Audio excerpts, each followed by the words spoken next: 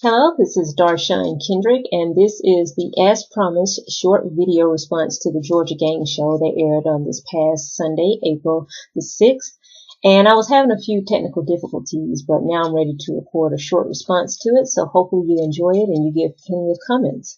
If anybody wants to reach me, you can also reach me and email dkendrick@kendrickforgeorgia.com, or you can call my home 678-323-7887. Email is the best. I can't guarantee that I'll get back with you in a time that you probably would expect if you try to call the home because I'm so busy, but do email me. And you can also visit my website at www.kendrickforgeorgia.com. So I'll go ahead and get started. First of all, who am I? I, again, am Dar'shun Kendrick. I was elected to the House of Representatives in 2011, and this is my second term that I just finished. And I serve about 54,000 Georgians in the House of Representatives. My district is in the back on this map.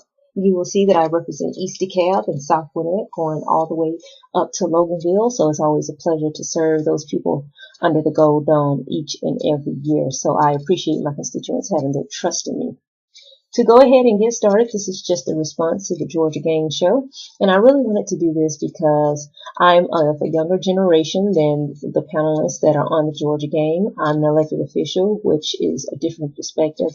And I tend to have more liberal views than most of the panelists on the Georgia Gang. So this should be exciting. I'm excited to do this, and hopefully I get some great feedback and responses to the Georgia Gang response that I'm about to record. So let's get started. The first thing that I want to talk about, and the Georgia Gang talked about, was the governor's race. Now, Georgia is going to elect a new governor, or a governor, during this gubernatorial race year. And we have Senator Jason Carter, who is a colleague and friend of mine who has received the Democratic nominee to be governor. And then, of course, we have incumbent Governor Nathan Deal. And he has a primary. He has some Republicans on his side who are vying to get the nomination. So that should be a very interesting race. But I want to specifically talk about what the Georgia Gang spoke about, and that was the trial of the ex-ethics chief of the state ethics commission. And as of last Friday, April the 4th, the jury handed back a verdict of $700,000. There were allegations that she was ousted because of her involvement with the governor's office and asking for particular documents related to ethics violation.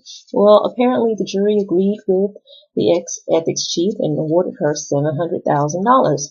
And what's interesting about that is that Dick and Phil on the Georgia Gang said Georgians are going to care about jobs, and they're not really going to focus on ethics violations or the connection with the governor's office, because Georgians care about jobs. So they don't think it's going to be that big of a deal this gubernatorial election year.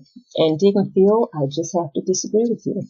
And I disagree with you on a few standpoints. The first one is that we're in a different political environment.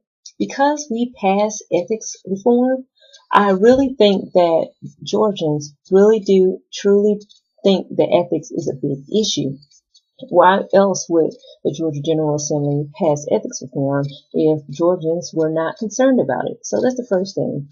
Now, I know that Ms. Orritt, who was the panelist on the Georgia Gang, said, well, Governor Deal had these same ethics violations in 2010, and still he was still able to get elected to the governor's mansion. But I will say this.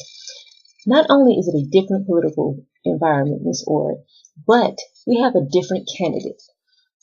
So I think that is going to make all the difference, that Georgians really are starting to pay attention to what's going on in the governor's mansion and what's going on with our governor. And the ethics violation is going to play a more central part in this gubernatorial race than it ever has before. So Dick and Phil, I just fundamentally disagree with you. I think you'll be surprised how much it's going to play a role. And I know Senator Jason Carter has already come out with a response to that jury verdict.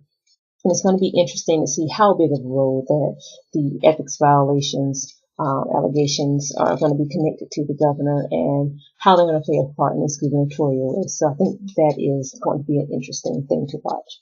The next thing I want to respond to is food stamps. Food stamps was an issue on the Georgia game, and the Georgia General Assembly undertook this issue by passing HB 772, which passed the House 100 to 67 and passed the Senate as well the late hours of the night on the last day of session. And this allows for random drug testing of those that receive food stamps. Now, going back to what they were discussing on the Georgia game, it appears that the governor has had to change his procedures with respect to food stamp regulation and procedures because there's a backlog in Georgia of food stamp applicants, their applications being processed.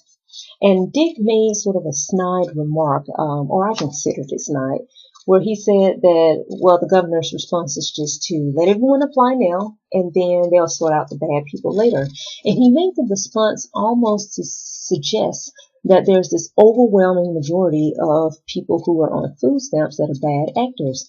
And I want to agree with Alexis on this. The majority of people who apply for food stamps or are on food stamps are good people. They have just fallen hard on their luck. And so that's why it doesn't make sense to me to have passed HB 772 that was passed by the Georgia General Assembly, because we are spending time, resources, money on a very small percentage of people who are actually abusing the food stamp system. That, coupled with the $700,000 that the state of Georgia is going to have to pay the ethics chief, I think that many Jordans are going to have to pay attention to this and to the waste that we're spending. So it's unfortunate that HB 772 passed, and I think we'll see later on down the line how much of a bad decision that was. The next thing I want to turn to that the Georgia game spoke of is about the Archbishop of Atlanta. Now, this is quasi-political, not really political in the sense that you and I usually talk about politics, but this is the Archbishop of Atlanta, Archbishop Gregory, and he received a gift from the nephew of Margaret Mitchell in an amount of money. And so what he did with that money was to build him a $2.6 million house in Atlanta. Now, there's been outcries, and business leaders and Catholics have decried this and said that he needs to take that money instead, sell the house, take the money instead, and it will provide about $4.8 million to the church. Now, I personally don't have a problem with it. It's just like you and I. If we received a gift from somebody under a will, the assumption is that we can do whatever we want with it. But unfortunately, in our society, public service and those that are clergy have the hardest time of really accumulating any personal wealth because of the way that it looks. It's a life that's dedicated to service. And even though I understand that bishops take a vow of poverty, it's not to say that the archbishop still doesn't believe in his vows necessarily, but somebody did give him a gift. It wasn't church money like the bishop that was over in Europe that the Pope had to remove, where he was using church funds. This was a gift from somebody who obviously thought he deserved it. So it's unfortunate, and I hope that the Catholic Church and Archbishop Gregory are able to do whatever it is that they think is best for them, and they're able to resolve that. The next thing that I want to turn to is the U.S. Senate race. And this is not only a gubernatorial race year, but it's a Senate race year. And so we have some exciting things that are happening on the Democratic and the Republican side. U.S. Senator Sexy Chambliss is not running for re-election, and so there's an open seat for the U.S. Senate.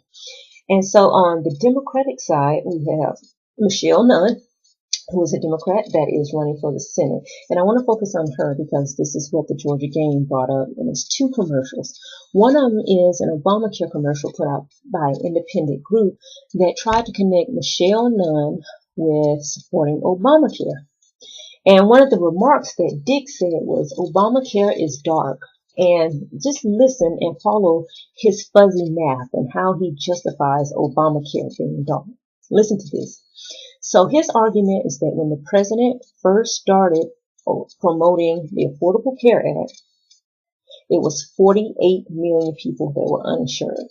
But before the president took office, it was 38 million, only 38 million Americans that were uninsured. And so even though there has been over 7 million enrollees into the Affordable Care Act, his argument is that there's still a gap of 3 million to get uninsured Americans back to 38 million before the president took office. Now, Dick, seriously, we know that that fuzzy mouth is not going to work. That doesn't even make much sense, because if you consider the Republican plan, which is to do nothing and leave everybody uninsured, you have the same 48 million Americans uninsured. Now, I don't know about you, but 41 million sounds a heck of a lot better than 48 million. So you can try to twist the numbers however you want to, but the Affordable Care Act is working, and no matter how you want to spin it, even though we have a long way to go, we are making progress. So I just wanted to say that to you here. The other thing is this new commercial that Michelle Nunn has come up with, and you may have noticed that she doesn't say that she's a Democrat in the ad, and lots of people have noticed this, and I've noticed it as well. Now, from a political strategy point, I don't have a problem with it. I understand we're in a purple state. We have to get crossover voters. We have conservatives that want to vote for her. I understand that. But my issue is with the timing. Because you see, this commercial did not come out in a general race. It came out before the primary, before we have even chosen the Democratic nominee for the Senate. So it seems to me that the campaign might be saying, we know we're going to be the nominee, and so we're just going to skip past the primary, and we're going to go straight into the general election. And unfortunately, I think that's unfair to the other candidates that we have in this race. For example, I went on the Secretary of State's website, and we have Dr. Rad, who is a psychologist and a Facebook friend that is running. We have, obviously, Michelle Nunn, who is a nonprofit executive. We have Steve Miles, who's also a Facebook friend and a retired journalist. And then we have Todd Anthony Robinson, who is an educator. And so I think that commercial is a little unfortunate, it's a little premature, and it's a little frustrating just to me. Now, I know I'm going to get emails and phone calls from all Democrats throughout the state, but this is my video blog, and so that's just my opinion. Moving on to the Republican side, we have Karen Handel, who's a former Secretary of State that is running for the Republican nomination to the U.S. Senate. And she is losing to David Perdue, which is this new political outsider, or he's categorizing himself as a new political outsider with all this business experience. Now, this is the Republican primary, and I'm not going to get involved in that because I don't care about the Republican primary. But I will say this.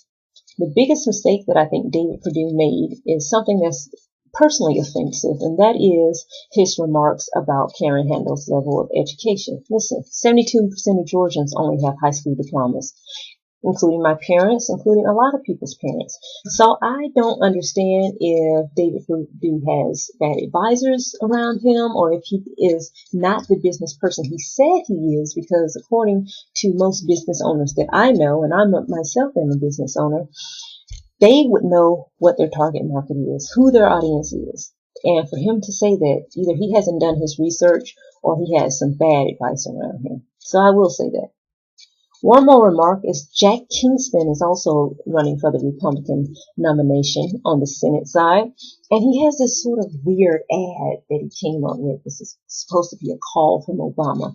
Now, it sounds like President Obama, but it sounds like it's been edited, like it's been cut and paste. And I really wish somebody would do an investigation to see how much of that call is true, or if it was cut and pieced together, or what context was it in.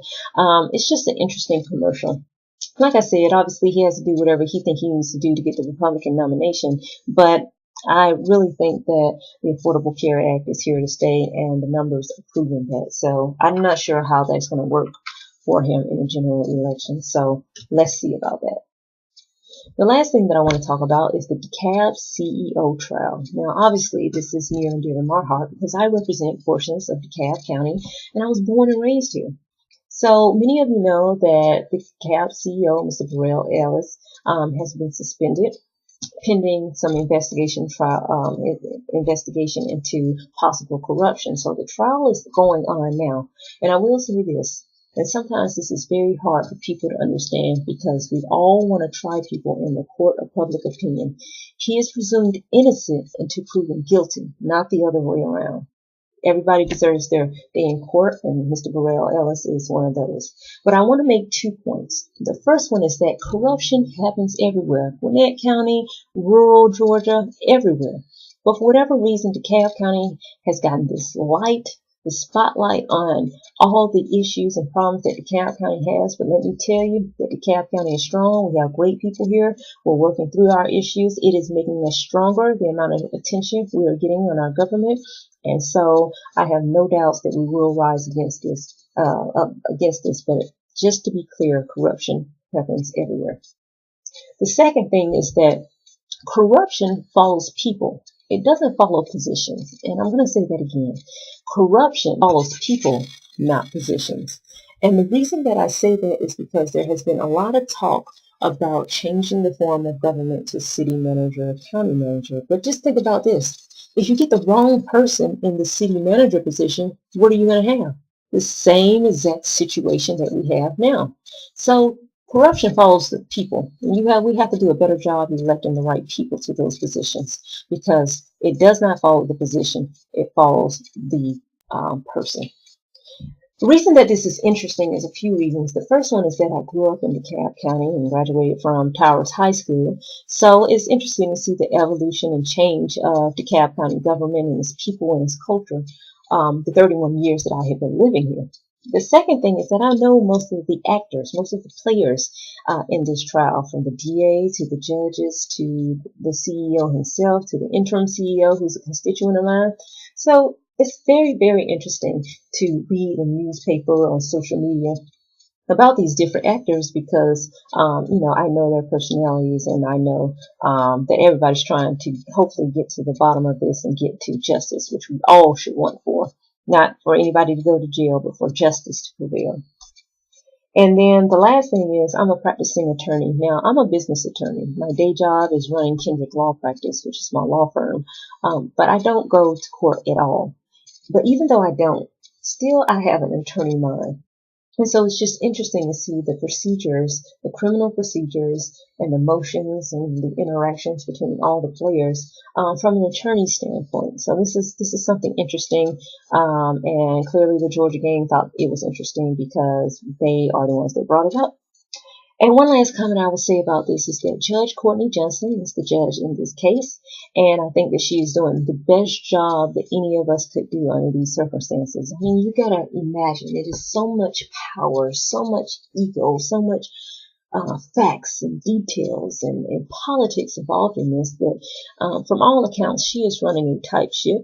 She is doing the best that she can. She is making sure that nobody gets more than the other, that this is going to be a fair and a transparent and a very formalized trial. And I think that's the best, and I wish her all the best, because I know it cannot be easy to try this sort of case, this interesting sort of case in her courtroom. So best of luck to her, and I know we all want justice and we want it swiftly. So I look forward to learning and hearing more about this trial.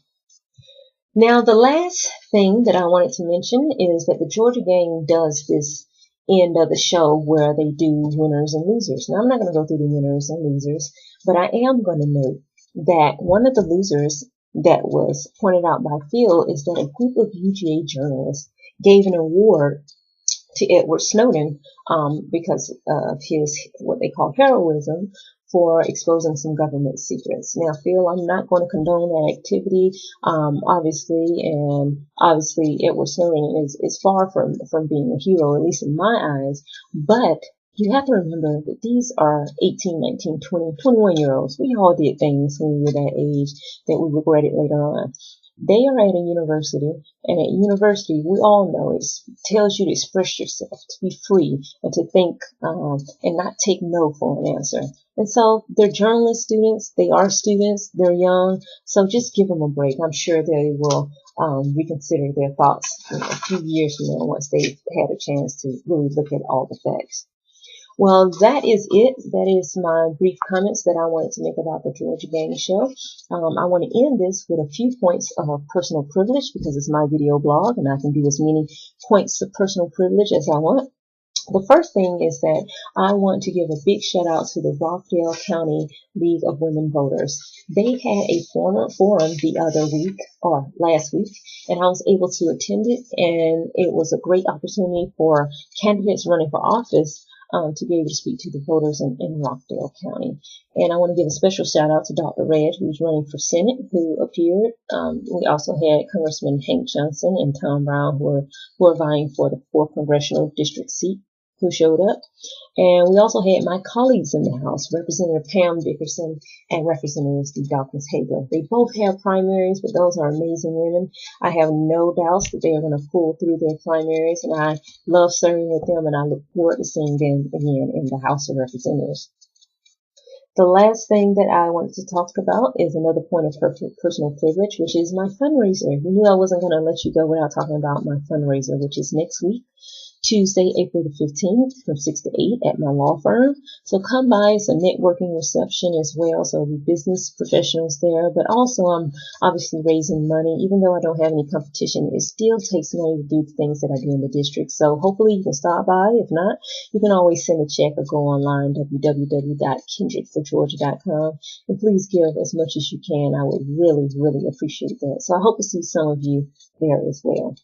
The next show, I don't know when the next show is going to be. This is just an experiment, something fun that I wanted to do. So if I get, more than 50 likes and 25 comments, then I guarantee that I will do this again and record this again so that you can hear my comments. But I just want to make sure that people are interested in what I have to say. But if people are interested, I have no problem with recording this again. Well, thank you everyone so much for joining me. The last thing I will say is that remember that you can email me, dkendrick@kendrickforgeorgia.com, or you can give me a call, 678-323-7887. I suggest that you email me. That's always better. Or you can find me on social media, Facebook, LinkedIn, Twitter, Instagram, and let me know your suggestions. Like if you want a different background, if you think the formatting should be different, if you think the formatting of the show should be different. Is it too long? Is it too short? Is there something I missed? Is there something different that you would like to make sure that this is enjoyable for you? Well, thank you so much. I look forward to seeing you all somewhere in DeKalb, Rockdale, Newton, whatever county that I am for today. I appreciate you listening to it, and I welcome your feedback, and I'm sure that I will see you somewhere in politics in Georgia. Thank you.